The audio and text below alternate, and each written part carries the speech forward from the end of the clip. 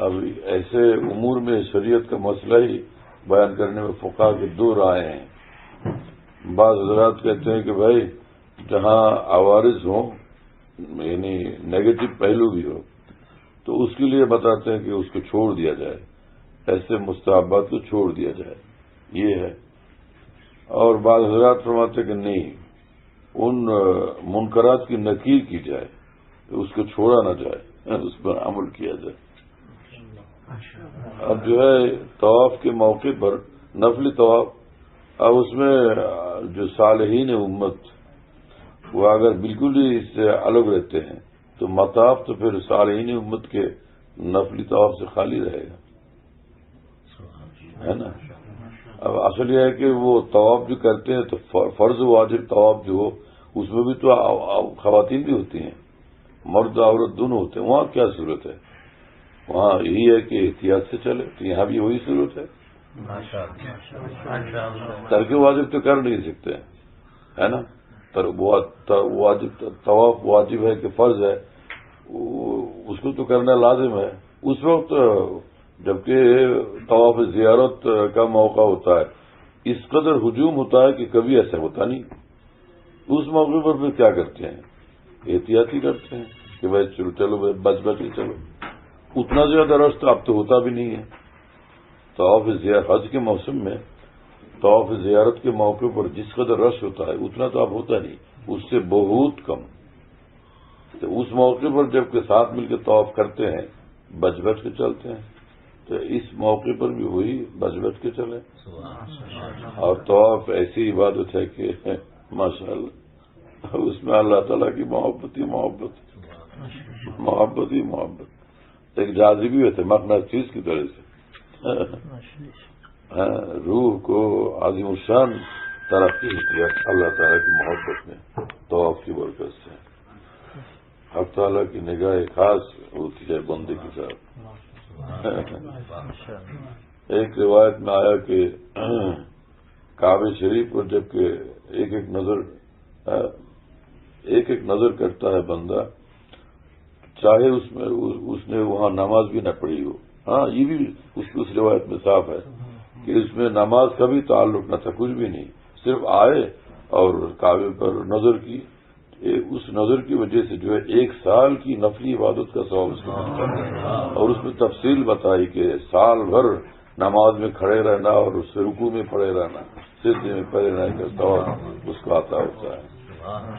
اور پھر یہ کہ ایک روایت میں آیا کہ ایک ایک نظر کعبہ شریف پر جب کرتا ہے تو اس کی برکت سے جو ہے 7 گنا اس طرح جھڑ جاتے ہیں جیسا کہ یہ ہواؤں کی پریشر سے، جیسا کہ ہواؤں کے جھٹکے سے، جیسا کہ درختوں سے پتے جھڑ جاتے ہیں. اور جو عارفین امت ہوتے ہیں ان کے قلوب کو اس کا احساس بھی ہوتا ہے، گناہوں کا جھڑنا اور انوار کا یعنی طوفان کے انداز سے تیز ہونا، ان کو اس کا احساس بھی ہو جاتا ہے. ماشاءاللہ آپ کے مبارک چہرے سے معلوم ہو رہا ہے ماشاءاللہ. اللہ تعالیٰ یاد آ رہے ہیں آپ کو مت دیکھ کر ماشاءاللہ. عظیم الشان کو آتا ہوتا ہے. اللہ تعالیٰ نے خاص انتظام رکھا دنیا میں، اپنے گھر کا انتظام کیا. گھر آیا اور ان کے میزبان تو اللہ تعالیٰ ہیں. حجاج جتنے آتے ہیں ضیوف الرحمان کہلاتے ہیں. خدا اللہ میاں کے مہمان ہیں سب لوگ. لیکن شاہوں کے گھروں پہ جو مہمان جاتے ہیں بہت ہی وہ مؤدب ہوتے ہیں، ادب سے اور تہذیب سے رہتے ہیں. نالائق لوگ شاہوں کے مہمان نہیں بن سکتے. یہاں بھی میزبان جبکہ اتنے بڑے ہیں، شاہ سلطان تمام بادشاہوں کے بادشاہ ہیں، تو ان کے مہمان جو ہوں گے وہ انتہائی درجے کے بعد ہوں گے، انتہائی درجے کے بعد. عجیب ایک عمرہ ہے، اتنا مختصر سا عمل ہے کہ طواف کیا، سعی کر لی، ہو گیا، پھر عمرہ سر منڈا لیا کہ بالوں کو چھوٹا کر دیا ہر طرف سے، تو ہو گیا بس عمرہ، اب حلال ہو گیا. مختصر سیے کے بعد ہے، لیکن اس کے لیے پورے مشرق تا مغرب پوری دنیا سے اللہ کے بندے آتے ہیں. مختصر سام العلم، لیکن بھاری ہے، بہت وزنی ہے تو نفلی. بعض نفلی عبادت بھی بہت بھاری ہوتی ہے. اب دیکھیے ساس کے لیے، سسر کے لیے، ساس کے لیے آپ لے گئے کوئی ہلکی چیز، لیکن ساس کے پاس اس کی بڑی اہمیت ہوتی ہے، بہت اس کی قدر ہوتی ہے کہ داماد نے لایا ہے. چیز تو کوئی فرض واجب کے درجے میں نہیں ہے نا، لیکن اسی مختصر چیز کی بڑی قدر ہوتی ہے ساس کے پاس. ساس داماد کے ہر چیز کی بہت قدر کرتی ہے. تو اللہ میاں کے یہاں نفل عبادتوں کی بھی بہت قدر ہے. بعض نفلی عبادتوں کی قدر بہت زیادہ ہے اللہ تعالیٰ کے یہاں. اچھا ایک بات یہ بھی ہے کہ وہ جو حدیث پاک ہے نا کہ اللہ تعالیٰ نے خود ارشاد فرمایا حدیث قدسی میں کہ بندے نوافل سے بھی قرب الہی حاصل کرتے ہیں، فرائض سے بھی. لیکن حق تعالیٰ خود فرماتے ہیں کہ بندہ فرائض کے ذریعے سے جتنا میرا قرب اس کو حاصل ہوتا ہے کسی بھی عبادت سے اتنا قرب حاصل نہیں ہوتا. اس کی تشریح میں جو ہے عمدۃ القاری میں لکھا ہے، یعنی قسطلانی میں لکھا ہے، کیا ہے ارشاد الساری اس میں لکھا ہے، اور فیض الباری میں بھی لکھا ہے علامہ انور شیخ کشمیری رحمہ اللہ نے کہ اس سے چاہے فرض عین ہو کہ فرض کفایہ، دونوں کا رتبہ نوافل سے بڑھ کر ہے. تو یہ جو اعلان ہوتا ہے حرم پاک میں کہ بھائی اب نماز جنازہ ہے، تو بعض لوگ نفل میں مشغول ہو جاتے ہیں کہ بھائی وہ لوگ اعلان تو کرتے ہیں لیکن دیر ہو جاتی ہے، اسی میں چلو ہم 2 رکعت پڑھ لیتے ہیں، 4 رکعت پڑھ لیتے ہیں. درمیان میں وہ نماز شروع ہو گئی، نماز جنازہ شروع ہو گئی. اب یہ مشغول نفل ہے، اب وہ تو وہاں فرض عمل ہو رہا ہے. اگر اس کی تاخیر بھی کرتے کہ نماز کا انتظار بھی نماز کا ثواب ہوتا ہے. انتظار سے بھی، نماز کے انتظار سے بھی نمازی کا ثواب ہوتا ہے. اگر انتظار میں رہے تو انتظار، آپ کا انتظار کرتا ہوں، شوق کو اپنے پیار کرتا ہوں، یہ تو بہت ہی خاص انتظار ہے محبوب پاک کی خوشی کے لیے. ان کی راہ کی ہر ہے نا تکلیف مشقت بہت قیمتی ہے. انتظار تو ایسا مفت کا انتظار نہیں، بڑھیا انتظار ہے. تو یہ فرض کفایہ ہے، نفل عبادتوں سے بہت اونچا مرتبہ ہے اس کے ہاں.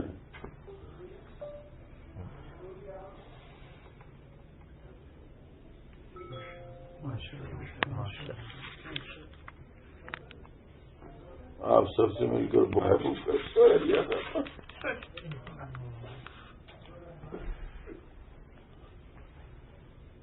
جس کو بھی دیکھتا ہوں کراچی کے، پاکستان کے، تو اپنے شیخ رحمہ اللہ یاد آتے ہیں. تصویر جو ہے مذکر مولا ہے، ویسے شیخ کے شہر کے رہنے والے جو بھی ہوں مذکر شیخ ہیں سب، یعنی مذکر عاشق حق، اللہ تعالیٰ کے ایک خاص عاشق کے مذکر ہیں.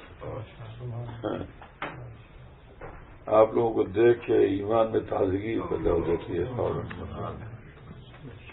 اور جو حضرات کے میرے شیخ کے تربیت یافتہ ہیں، تو شیخ کا مطلب ہے ان کی روح پر انوار کی تربیت یافتہ ہیں سب. آپ حضرات ایسے ہیں ماشاء اللہ، آپ کی روحوں کو تربیت عطا ہوئی ہے میرے شیخ رحمہ اللہ کی روح کی. اصل تربیت تو روح کو ہوتی ہے. ہاں، پھر اعضاء و جوارح میں اس کا ظہور ہوتا ہے، اس تربیت کا ظہور ہوتا ہے اعضاء و جوارح میں.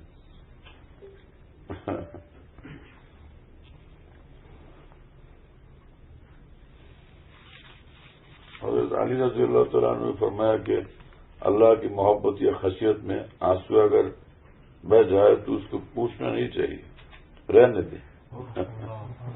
اس لیے اس میں جلدی نہ کرے کہ بھائی آنسو بہ گئے اور فوراً پوچھ لیا.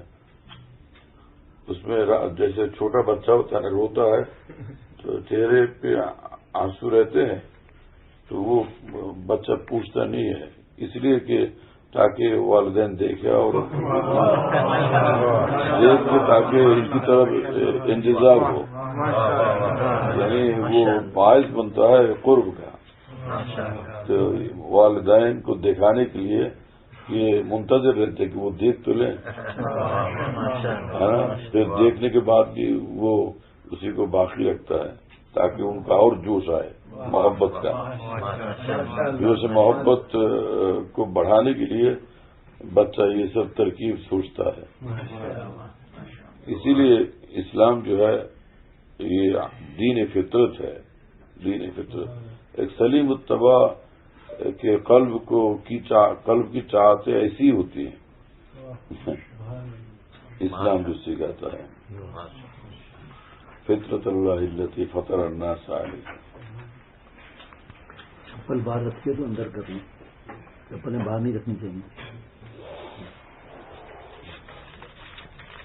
چپل جو ہے اندر رکھے نا، باہر تو نہیں رکھا کسی نے، بس ٹھیک ہے.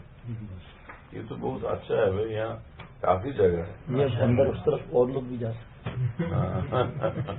آپ لوگ نکل جائیں، بعد میں آنے والوں کو تکلیف نہیں ہے.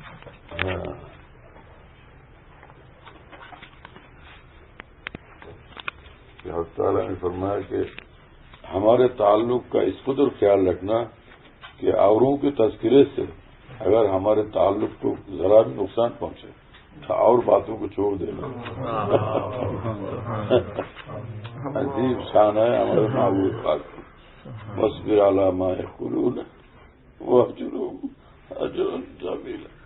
وہ اگر کچھ کہتے ہیں تم صبر کر لو، صبر کرتے جاؤ، کیونکہ ہمارے ساتھ تمہارا تعلق خاص ہے. اگر ان باتوں میں الجھو گے پھر ہماری رعایت اور محبت میں کمی آ جائے گی. لہذا اوروں کی فکر ہی چھوڑ دو. اے خیال دوست، اے بیگانہ ساز ما سوا، اس بھری محفل میں تو نے مجھ کو تنہا کر دیا. محبوب پاک کا خیال اتنا غالب ہو اور کچھ خیال ہی نہ رہے. ہاں طبیعت ہوتی ہے، طبیعت متاثر ہو بھی جاتی ہے، لیکن وہ انفعال ہے. لیکن فعل کا اہتمام کیا جائے. انفعال تو انفعال ہے، غیر اختیاری بات ہے. طبیعت منفعل ہے، اس کو اثر پہنچ جاتا ہے، لیکن آپ کا فعل کیا ہے؟ صبر کرنا. طبیعت منفعل ہو لیکن آپ یعنی فعل صبر پر رہیں، یعنی اللہ تعالیٰ خوش ہو جائے. ان کو تکلیف تو پہنچی.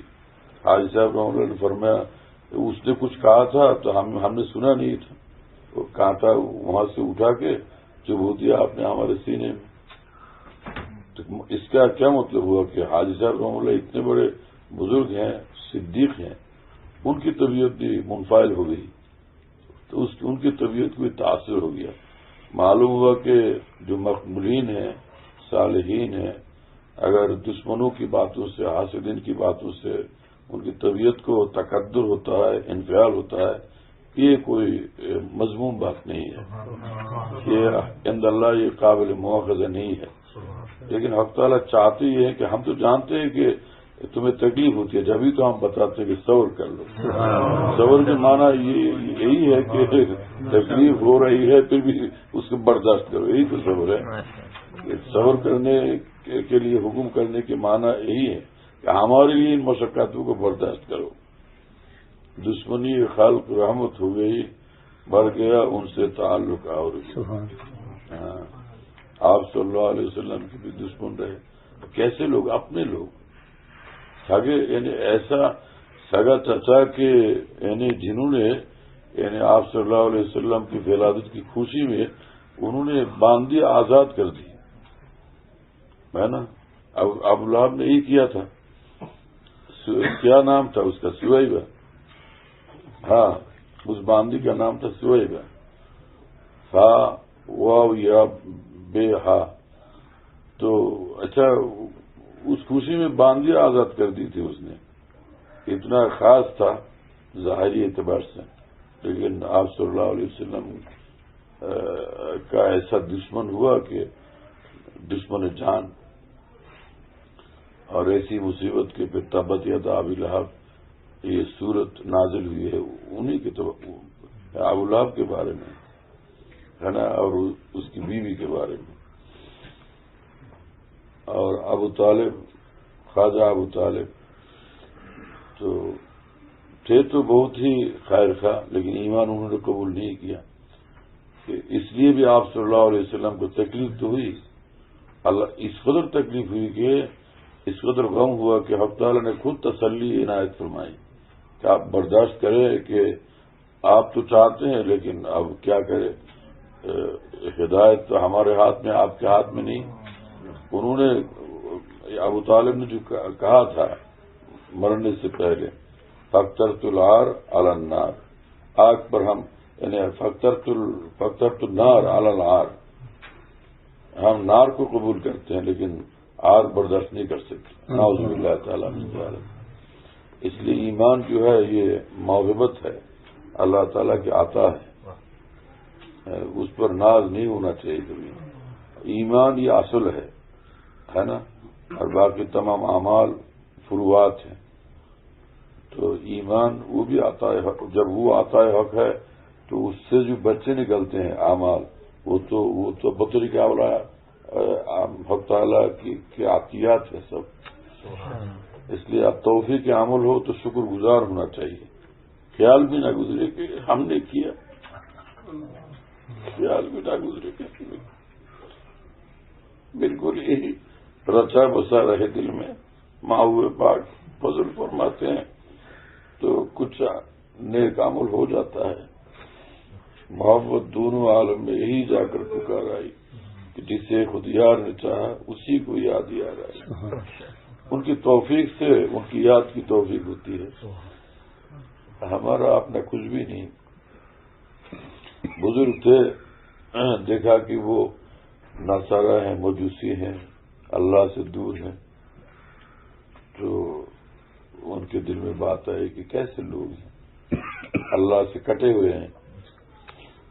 اچھا فوراً ایک پرندہ یعنی گویا کہ ایک پرندہ سے اڑ گیا اندر سے. تو ایک زمانے تک ابتلا رہی ان بزرگ کو، 1 سال تک ابتلا رہی، 1 سال تک. اور نصارہ کے سور چراتے تھے ہے نا. 1 سال بعد وہ بزرگ تھے، صاحب نسبت تھے. یہ اس وقت جو ہے یہ ابتلا آ گئی، مصیبت آ گئی. 1 سال بعد جب افاق ہوا، توفیق ہوئی توبے کی، تو پھر شبلی رحمہ اللہ نے پوچھا تھا کہ حضرت جی کیا ہو گیا تھا؟ فرمایا کہ وہ نصارہ اور مجوس کے علاقے سے ہم جا رہے تھے تو ہمیں تکلیف ہوئی. ہم نے کہا کہ کیسے نالائق لوگ ہیں، ہاں یہ ایمان نہیں قبول کیا، اللہ سے دور ہے. بس فوراً ایسا محسوس ہوا کہ ایک پرندہ اڑ گیا اندر سے. شبلی وہ ایمان تھا، یعنی نور ایمان تھا جو اللہ تعالی نے سلب فرما لیا. 1 سال تک ابتلا رہی.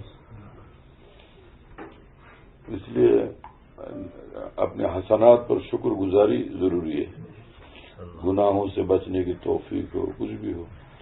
اگر کسی کو ایسا ہوا کہ بار بار گناہوں میں تلوث ہو جاتا ہے تو پریشان بھی نہیں ہونا چاہیے.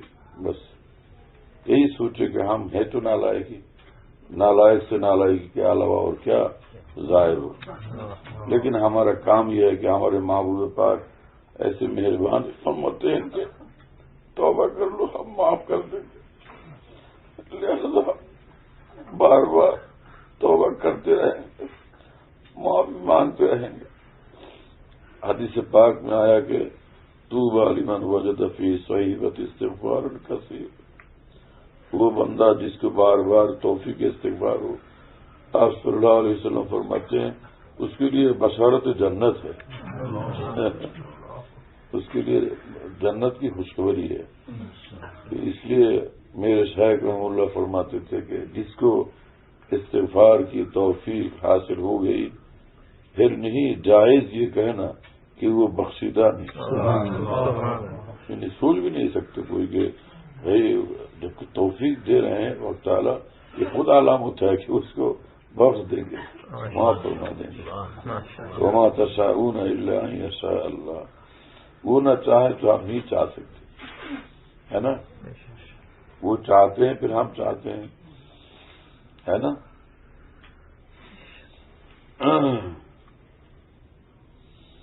اللہ تعالیٰ چاہتے ہیں بندوں کو، پھر بندے اللہ کو چاہتے ہیں. توفیق بھیج کے یہ پیادہ ہے، پیادہ بھیج کے پھر اپنی طرف لاتے ہیں، بلاتے بھی ہیں اور لاتے بھی ہیں، دونوں باتیں.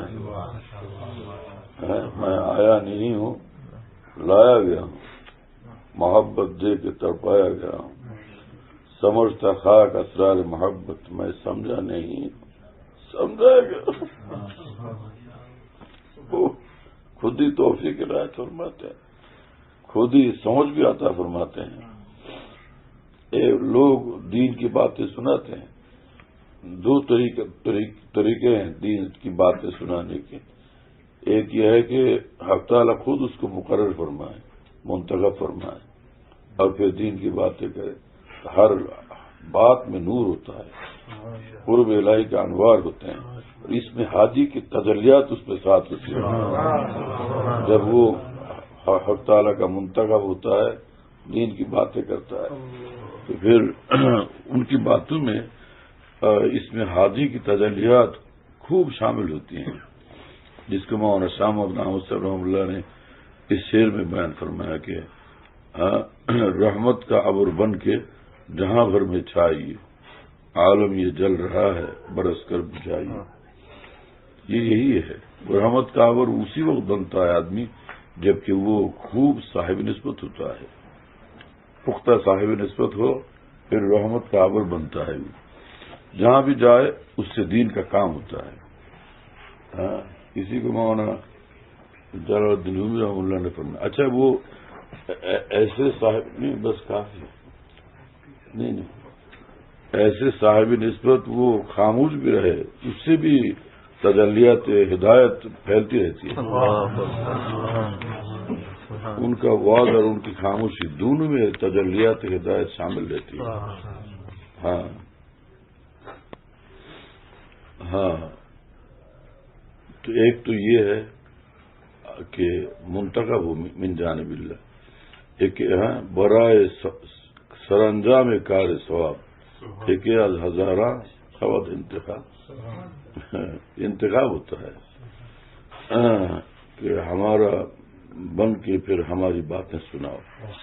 اسی لیے فرمایا کہ جو میرا ہے وہ میری باتیں سنائے، تو اس سے بہتر کس کی باتیں ہیں؟ جو میرا ہے اور پھر میری بات ہے. آپ سوچو کہ اس میں کتنی خوبیاں ہوں گی. اسی کو اس آیت پاک میں فرمایا ومن احسن قولا ممن دعا الی اللہ وعمل صالحا وقال اننی من المسلمین. وہ مجھ پر فدا بھی ہے، ہر وقت میرے خوشیوں کی فکر میں لگا رہتا ہے، خوشیوں کے اعمال میں وہ ہر وقت مشغول رہتا ہے. مشغلہ اہل دل کا اختر باغ ایما کی باغبانی ہے. اس کو تعبیرات الگ الگ ہیں، حقیقت ایک ہی ہے. عامل الصالحات تو وہی مشغلہ رضا محبوب پاک ہے. فرمایا اللہ تعالیٰ نے ایسا جو ہے کہ جو بالکل میرا ہے اور میری باتیں سنائے، تو اس کی باتیں کس قدر اچھی ہوں گی. امن احسن قولا، اس سے بڑھ کر کس کی بات اچھی ہو سکتی ہے. اور ایک دوسرا راستہ ہے کہ وہ منتخب نہیں ہے، وہ اللہ تعالیٰ کی طرف سے منتخب نہیں ہے، لیکن مسلمان ہے، دین کی باتیں یاد ہیں اور سناتا ہے. اس کے بارے میں اللہ تعالیٰ نے فرمایا کہ تو جو کچھ کہتا تو ہے تو اچھی بات ہے، لیکن کرتا وہ نہیں، کرتا تو نہیں ہے وہ. ایسی حرکت کیوں کرتا ہے تو؟ کہتے رہو ہماری ہی باتیں، لیکن ہمیں خوش کرنے والے اعمال سے تم بہت دور ہو. لما تقولون ما لا تفعلون، کہ خود نہیں کرتے اور سناتے خوب ہو، ہے نا.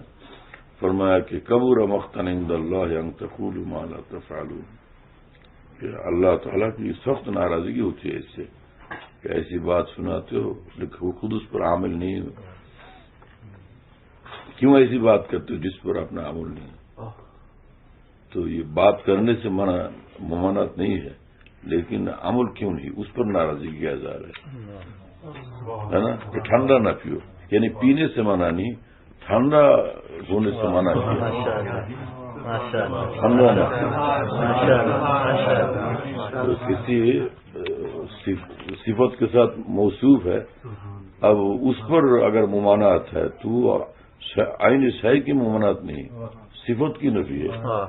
ٹھنڈا نہ پیو، یعنی پانی پینے سے منع نہیں ہے، ٹھنڈا پینے سے منع ہے، ٹھنڈا نہ ہو بس.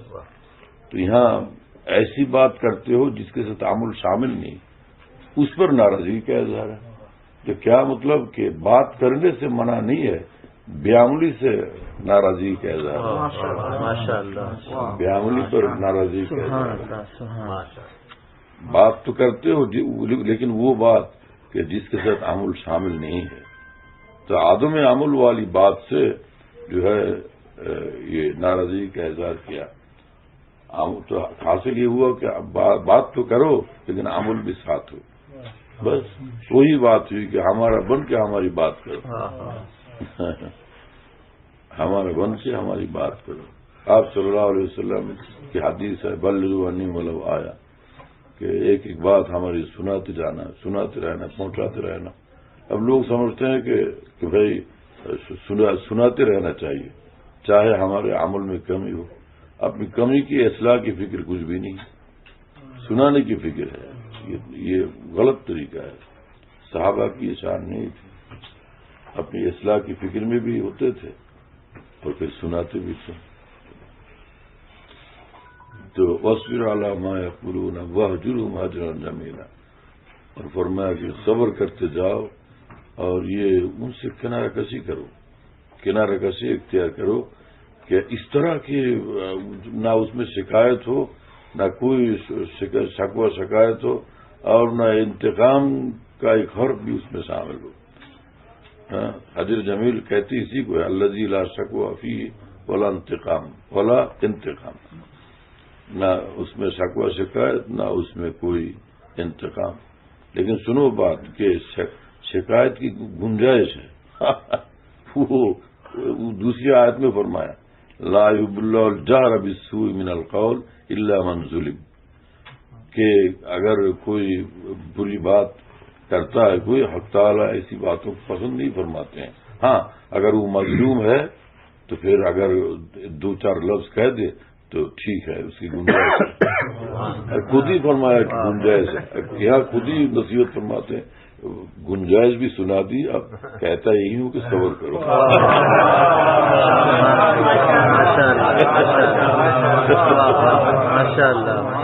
کیا شان ہے اللہ تعالیٰ کا.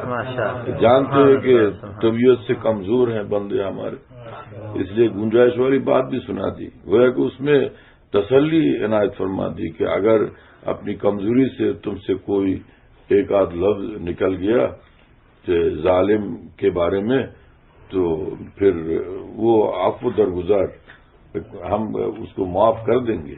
لیکن چاہتے یہ ہم کہ چونکہ ہمارے ساتھ تعلق تمہارا خاص ہے اور اوپر آنا، اخلاق اور بڑھیا بنانا. طبیعت سے کمزوری ہے تو طبیعت کی کمزوری ہے وہ ہم جانتے ہیں، باوجود اس کے ہمت کر کے اگر ایسا کر لو، صبر بھی کر لیا اور اس طرح کہ اس میں حجر جمیل شامل ہے.